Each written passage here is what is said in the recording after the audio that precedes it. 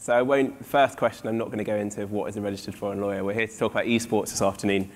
Now, eSports has been one of the most talked about trends of recent times. We've heard a lot about it over the last couple of days, and I think it's fair to say that most people are at least aware of what eSports is and of the potential that it has.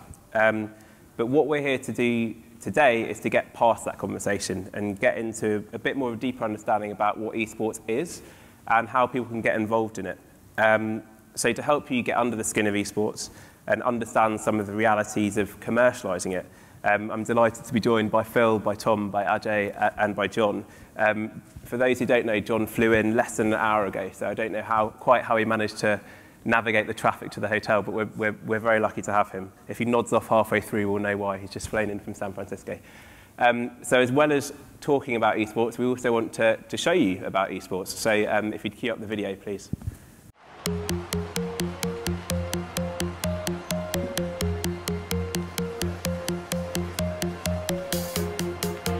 There's a fire that burns inside. It's an instinct that never lies. The target's tattooed between our eyes.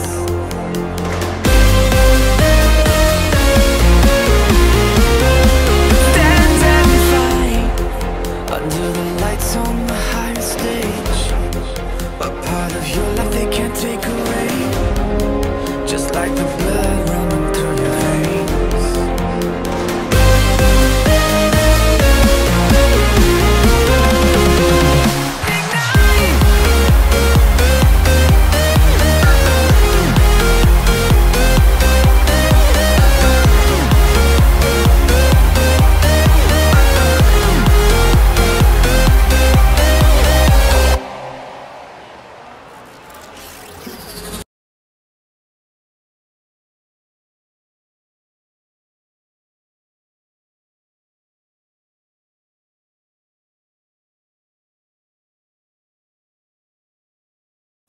So, for those of you who aren't familiar with what an eSports event looks like, that's what an eSports event looks like. And events is probably a good place to start. We know that in the audience here today, we've got people who are very familiar with traditional sports and what traditional sports events looks like. And so maybe to start, Phil and John, could you give us an idea of what a successful eSports event looks like and what makes it special, let's say, as compared to traditional sport? All right, so I'll go first. For those who are not familiar with esports, which I'm guessing most of us are by now, it's you go to an event, a live event, and you all watch a major jumbotron of professional players playing on stage. What makes a great event is sort of like what makes great events even for traditional sports, which is a very engaging crowd and good competition, and overall delivering great experiences for players who travel to these live events. Because unlike traditional sports, esports could be, because it's all on the screen, there's no actual players playing basketball like physically. It could be watched arguably in similar experiences at home. But what can't be replicated is the power of the crowd and everyone cheering with you behind the team that you're supporting. What gives it meaning? I think what Riot Games has done is we have 13 leagues across the entire world, across 13 different territories, and they all build up over an 8-month period, which is how long the league takes place, and then they all build up towards the World Championship, which takes place this year for the first time in China in the month of October. And so all of this, the entire 10 months is where all the players are anticipating for the world champion to come out at the end of October. So that in itself gives meaning to the entire competition. Thanks. And John, I know that ESL are well known for hosting some of the biggest events in esports. What do you think makes your esports event special, and how do you create that? Well, we operate 3 formats. First is DreamHack, second is what we call ESL 1, and third is Intel Extreme Masters. All 3 of these are different in format and how we run it. The number of people that come to the actual events are probably around 20,000 or more, but they're very, very different. DreamHack, for example, is what we'd call a festival format. So festival format is like 20,000, 30,000 people would come. Sometimes they bring their own computers, and it'll be spread across multiple games and multiple sports. So you might have like a 3,000 person group over here on a stage, a 5,000 person group on a stage over here. So it's really about, it's a big slumber party for gamers to come out to, and then the cosplay and everything else. ESL 1 is really run like a tennis event. And so we run events around the world in Europe, Asia, North America. The closest analogy to ESL 1 would be tennis. So every event itself is a standalone event. You have qualifiers that lead to the wild card that can play a seeded player at the event, just like you would at a Wimbledon, a French Open, an Australian Open, or what's the other Grand Slam I'm missing? The U.S. Open, yeah.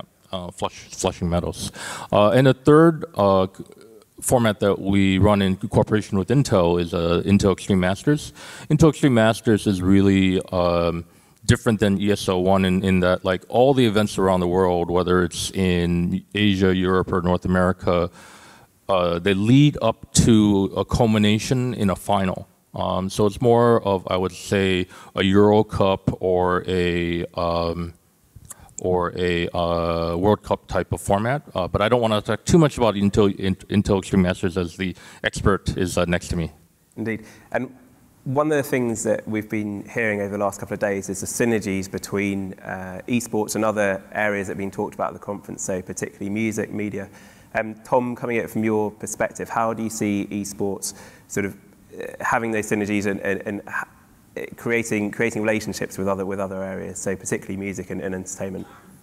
Well, look, coming from someone who isn't actually an events guy within our business, but I know there's a massive drive for every event to try and diversify and become more of a rounded entertainment event. There's this word bandied around, festivalization, which is like the buzzword, it seems, in that side of the business. I mean, with any type of event, there's going to be a core demographic, and within that core demographic, I'm sure you can sort of horizontally take it into other areas. Of course, with esports, you see a lot of marriages, with the more youthful types of music, more youthful types of film and TV. The events I've been to, they've seemed to have done that quite successfully, and I think that's just what events now have to do in order to be relevant, whether it's a golf event designed for people who are in, 45 years or above, or an esports event, which is obviously a lot younger. And it's a more natural audience for you to be able to be innovative at these events. So Phil, when we look at the world, so it's not just about the esports itself. There's a whole load of stuff going on around it that entertain the tens of thousands of people who are coming there. Yeah, that's right. So besides the competition, players who come to our events, actually for our finals in China, that took place in May. For our Spring Split finals, players came as early as 3 hours before the event started, just so they could be outside, experience what we do more than probably traditional sports does in activations outside. So there's a lot of engagement with brands, engagements with the game itself. There's cosplay is a huge culture that's part of League of Legends and gaming in general, and people come dressed up in the costumes that they've made themselves to express their passion for the game and for the sport. So it's definitely more about the celebration of the sport and for the competition itself, as well as the general passion for the game. And staying with that sort of activation point, so Ajay, you might have an opinion on this. It's potentially quite easy for sponsors such as yourself who have a natural relationship, let's say, with esports, within hardware, software, to come along to these events and sponsor them and take value out of it.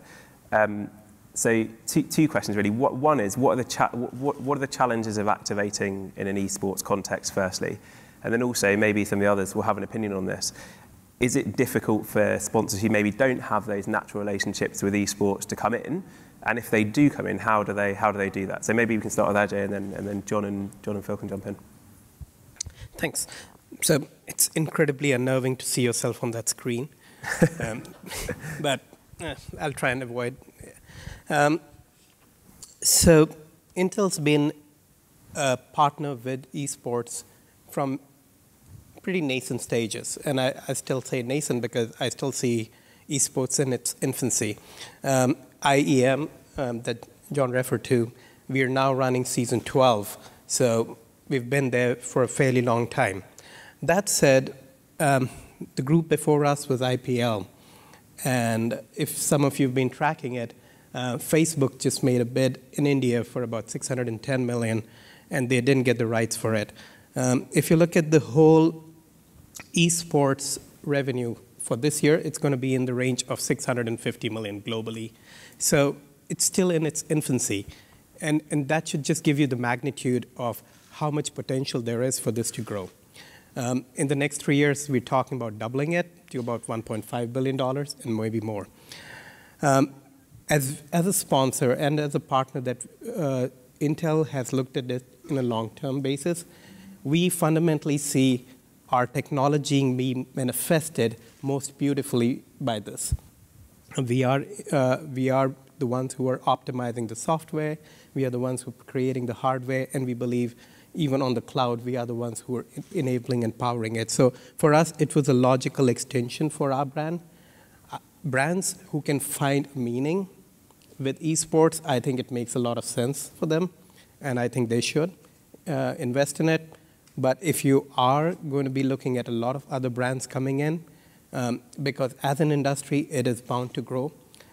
Even if you look at the number of esports participants, it kind of, Newzoo says it's kind of 65 million people. That's the population of the UK. It's going to be about 75 million people, population of Thailand in a couple of years. So huge number of players who are getting into this. So brands who associate with those players are bound to see synergies with that. Yeah, but it's fair to say, I think, that some of that audience and some of those players are a bit skeptical about big brands. It's a slightly different market to, let's say, a major traditional sports event like a cricket event or a football event. Just anecdotally, I know one of my clients in London was a major soft drinks brand, and they wanted to enter the esports market, but they couldn't do it in the same way they say they would with a football match, where they would just go and buy some inventory and put some boards up. What they had to do is they had to start more from the ground up. So what they did was they sponsored an they held an esports event, which wasn't hugely branded, but had some activation around it. And I think, anecdotally anyway, that's what I'm hearing works for sponsors who don't have the natural synergies that, say, Intel has with the esports community. Is that fair to say? Yeah, I think I would say, look, when we've done this over in the US, the brands that have come in, and we're bringing more non-endemic brands into it. And we heard it talked about yesterday by Charles Morgan. It's about content and adding value.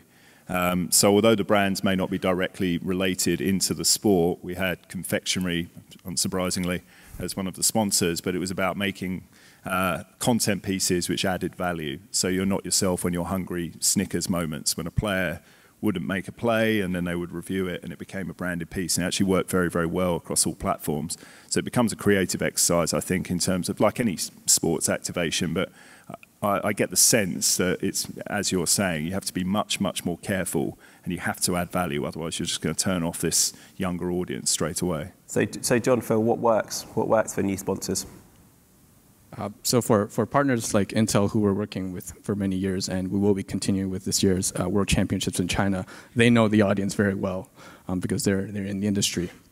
For partners who don't, like this year for the World Championships in China, we have Mercedes-Benz, L'Oreal, and eLeague working with us. And so what we provide with them is access to exclusive tournament assets, kind of like this VIP card invitation that we sent out. This is your golden ticket, right? Yes, that's Willy right. Wonka golden ticket for the Worlds. That they could use across their product packaging, that they could use in their offline shops and dealerships. The second part is to work with them on more integrated activations. So hosting viewing parties with them, because the finals only takes place in Beijing's Bird's Nest. But across the country, there'll be lots of fans who want to watch it together with their friends. Or together with other players. And so what we did with a partner last year was they actually converted dealerships in China into a viewing party. And it also starts with what you said earlier about being more involved at the grassroots level. We organize competitions together with them where we support them for their VIPs. We help them design what kind of gifts they can give away that resonate with the players. And the third thing is we can work together on creating tournament-related gifts, kind of like a trophy that's in the form of a keychain, stuff like that. And I think most important is to help them understand this culture and the gamers in general. This is a card that we sent out, right? And at the bottom, there was 4 letters that says GLHF. And then a few people have said, hey, what does that mean? Is there like a typo on your card? And I'm like, no, GLHF, if you ask any gamer, if you ask your nephew or sons or daughters, they'll immediately tell you it means good luck, have fun. So that just goes to show the difference. I'm not sure many, I can't really see many of the audience. I'm not sure many of the audience knew that, but now you do. But John, so what's worked for you with sponsors and what hasn't worked actually as well? Because there'll be a lot of people in the audience, I think, here who maybe have come at it. Well, I wasn't going to speak about ESL specifically, but I was going to talk about the South Korean market. So South Korean market eSports has been around for about 15 years, and so it's a good market to benchmark in terms of where it might potentially evolve. But in terms of brands that are involved in eSports in Korea, it goes across the entire gambit. Companies like Samsung own teams, both of the telecom companies own teams, the Korean Airlines owns their own team, new media companies such as Africa and Kakao have invested in teams, non-endemics such as beverage companies and domestic ramen companies and whatnot have all invested or sponsored in events. It all makes sense. When someone is playing or practicing for a match, what do? They eat ramen, they eat crackers, and they eat junk food. So lots of, I don't want to use the word junk food, but a lot of those type of companies are involved in the space. So. Okay. So you mentioned South Korea there, and we know that, for example, that eSports has been on linear TV in South Korea for a fairly long time, whereas in other markets it hasn't been on those traditional broadcast channels with much success. So I guess what I wanted to ask you guys was about how we get that content to the user. At the moment, the eSports audience has grown up with and is very used to free streaming through things like Twitch, through YouTube, through other media. They're not used to paying for content as you would with traditional sports. But it does represent sort of an opportunity, sort of a new way maybe to get content out there. So first of all, do you think linear TV is something that's relevant for esports, or is it completely now irrelevant? Yeah, look, an example we have is we helped set up this new property in esports in the US in partnership with Turner called eLeague, which started last year. Now, the entire onus of eLeague was to try and take a very professional organisation and broadcast approach, not to say it isn't already, but take the approach that Turner has to broadcast, IMG has the way we run events and run tournaments and treat competitors, and establish it as new. And part of that strategy was to give it a 3-hour block on a Friday evening on TBS, which is obviously a national network across the US, and augment that with distribution through Twitch. So the typical week would go from Tuesday to Friday, stream on Twitch all week, and then the final there was a 3-hour 4 broadcast slot. Now, we deem the whole thing to have been successful, but I'd be lying if I said that those TV ratings were huge. The audience was on Twitch. So from afar, the value that I see in that isn't so much that you're reaching the core esports audience, and the esports audience did respond well to it. We had very, very good numbers for a CSGO International at the beginning of the year, like record-breaking Twitch numbers. But it was more about establishing it with those who are probably the likes of us in this room, those who sit with marketing budgets, content budgets. It gave it a level of credibility because it was on national TV. And I think we've seen benefits in that in terms of drawing non-endemic sponsors, and it tells a good story to those sponsors, particularly if you replicate that as we did and do it around the world. But do you think that's something that can continue, or is that sort of an initial step, let's say, that needs to be taken to get more market presence? Yeah, I mean, everyone is talking about esports, obviously, and I think for most broadcasters, all of which are also talking about the need to go to OTT and to offer more product, esports can play a very, very valuable part in that strategy, as well as finding this audience which has gone a bit missing from other mediums. Yeah. So I think one of the difficulties that people have when they're looking at getting into esports, maybe, especially from the traditional broadcast angle, is if there is no sort of pay TV, traditional media angle, where are the revenue streams? So where are those broadcast revenue streams, and where do you look to go long term with that? Yeah, sorry, I'm conscious I'm probably talking too much. But it's all you, Tom. Yeah, that's the challenge, I think, for esports as it starts to grow up. And Riot is looking to address that, and the other publishers. Remember, there's a number of different publishers. You might as well treat them as separate sports. Is creating that scarcity value. So at the top of this pyramid, with all the content that's out there, is trying to get someone to pay for that content. So you have a pay TV revenue stream or pay content revenue stream.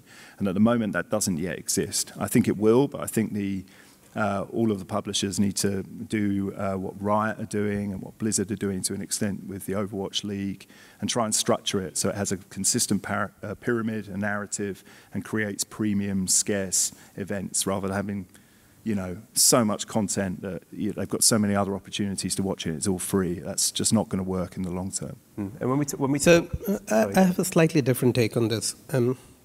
I think a few sponsors who believe that there is opportunity for them to grow this business will take it to a few markets which are still nascent. I would see a lot of technology companies take it into markets like Southeast Asia and India, where it's still nascent. They believe that there is growth, and they will end up funding it and supporting it. So content will be funded and fed by them. That said, linear TV will have a role to play, and that is to introduce the concept and get people excited about it. That's where I see it play initially, especially in markets in our part of the world. Mature markets like Korea, like Taiwan, like Australia, like even PRC, you will have non-linear modes, digital modes, which will take on because people are already hooked onto it. But it's people who need to grow this industry will take it to new markets, and linear TV will be one of the key enablers for it. But to Tom's point that he made there about creating that pyramid, so creating that easily understandable, identifiable, exclusive market structure, one of the issues in esports everyone knows about and is well publicised is publisher power. And I'm not going to make Phil squirm too much on this, but as compared to, say, football, FIFA can't stop you hosting a for-profit football tournament. They don't own football. They might own the World Cup. Whereas someone like Riot, well, they own League of Legends, right? They have the ability to stop you, to grant you the ability to create tournaments, right? So that's something that's very specific to esports. So what that means is it's been very difficult for governance structures to be established. So we don't have, as yet, a comprehensive international governing body for esports, for good reason as well. I open this to the whole panel, but do you think that's something that A, could happen, or B, will happen? B, will happen. It's a matter of time. That is what will actually help accelerate transparency and more sponsors coming into it.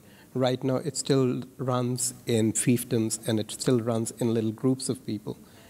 Eventually, once you have a body which is governing it, you will see more sponsors come into this whole fray. John?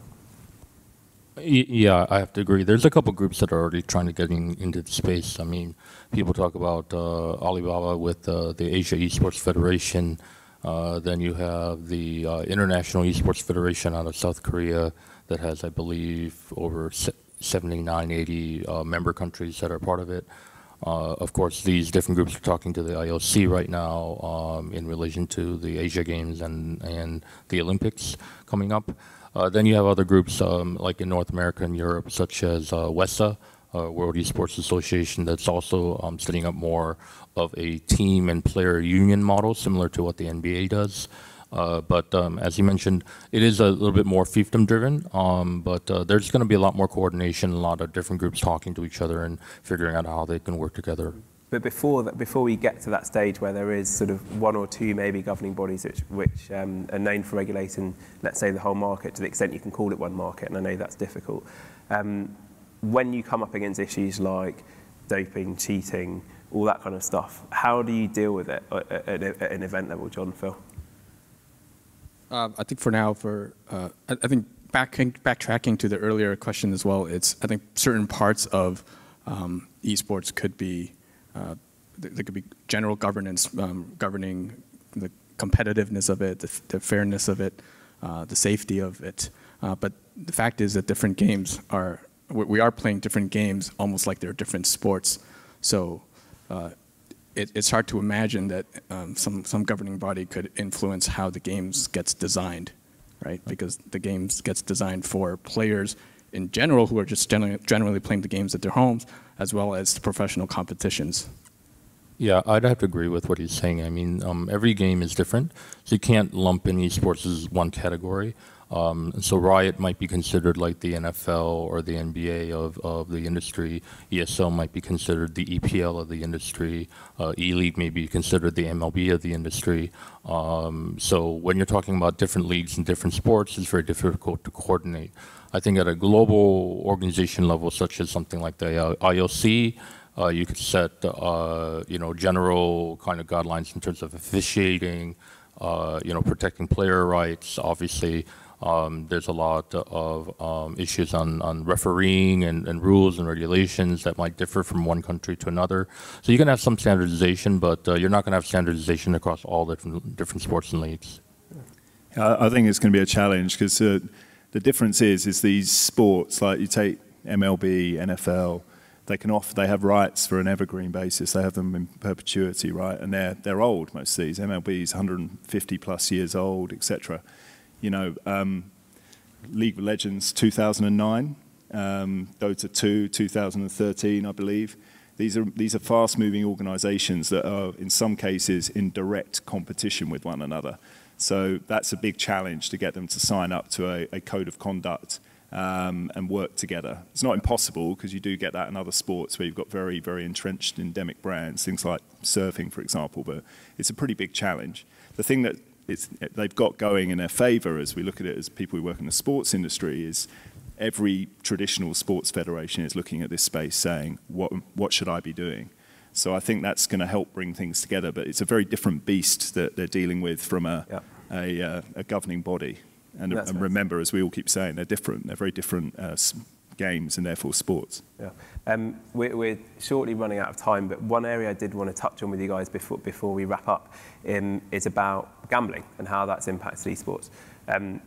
Probably one of the lesser known things about esports is that there is now a huge sort of gambling and gaming related market around the actual game itself. So you take the skins that are available in certain games, which are effectively sort of costumes for guns or characters that can be traded for real world value on exchanges. They can be bet on casino games on third-party websites, and there's a lot of value in that. In terms of gambling's relationship with the esports industry, how has it been up to now, and how do you see it progressing? I'd like to answer this question. I think gambling is going to be a very big part of the industry, like gambling is part of any sport. And gambling has been around esports basically since the very beginning. So we're not seeing something kind of emerging right now, but I could talk for an hour just on gambling and esports and stories. Stories from Hong Kong, stories from China, stories from Korea, stories from Brazil, and each one of them would make a really great movie. But I think when it comes to virtual items and with skins, it's again, you're tying into the end user license agreements with the different game companies who owns these items. Does EA own them? Does Riot own them? Does Valve own them? Does a player own them? Oh, I mean, actually, every time you sign in a EULA right now, you're licensing those items from the company. So, is it legal for you to then sell them, exchange them, or bet them? Right? I think cash or cryptocurrency-related gambling is only going to grow. But then I think the item and the virtual related ones, once the game companies have a more liberal view on it, or maybe they won't, the industry will grow rapidly. Okay. And is that something you see being part of, say, a live event, Phil? I think with any competitive sport that reaches a certain level of popularity and certain stakes at hand, and gambling for sure will take a part, with or without our involvement in it. So this is, I guess, something that I'm not too familiar with myself, but I think we continue to monitor it through being close with what's happening with odds, any irregular gameplay. What's interesting about esports is the game is data It could all be backed up by data. This certain players' past behavior, how is it different in this game? Why is it different? So, okay. yeah. We're quickly running out of time, unfortunately. So what I'm going to do, for our last question, I think, I'm just going to ask our panel just to tell us what they want to be talking about in terms of esports if we were here in 12 months' time. So last year, for example, I think we were kind of talking about what is esports, is it really a sport, all that kind of stuff. Now we've got a whole afternoon of programming around the nuts and bolts of it, which I think is really exciting because it means the conversations move forward. So put yourself in the position here in 12 months' time, very quickly, because we're about to get red dotted. Very quickly, what do you think, what do you want to be talking about in 12 months' time? 10 seconds from each of you, maybe. At this conference specifically, I think we should be talking about case studies of what we're doing with our brand partners. We're still talking very theoretical because it's still very early stages. But yeah, that's why I think we could be sharing that in future editions. I'd like to see more publishers following the lead of Riot and having a consistent sort of series, a well-structured sport with a pyramid and something, a narrative which is understandable to the consumer and it's well-organized and well-regulated. I'd like to see esports get into virtual reality, mixed reality, and augmented reality. I think we're going to be talking about more games and new games. Just this year alone, we have 2 major games that have come out that have made a lot of waves. One is PlayerUnknown Battlegrounds, and the other one is King's Glory out of Tencent. And these are both not insignificant games, and I think next year we'll be adding to the list, and we'll be talking about a lot more games in the industry. Thanks, John. So before we wrap up and thank the panel, I'd just like to say that these guys have been very generous with their time here, and I'm sure they'll be happy to be generous with their time when they're in the lobby area, where they may have some more controversial opinions than those that were shared up here. I won't be. Don't ask me any questions, please. So come and see anyone apart from John. But if you'd like to join me in thanking the panel for today's session.